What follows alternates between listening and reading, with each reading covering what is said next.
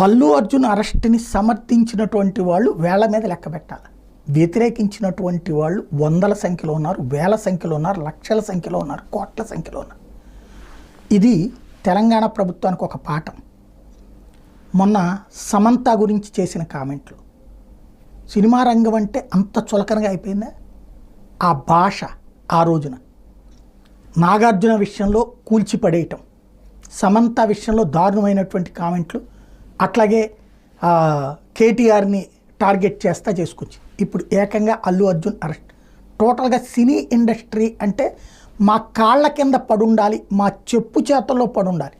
ఏ టిక్కెట్ల గురించినో చర్యలు తీసుకుంటే నేను కూడా సమర్థిస్తా.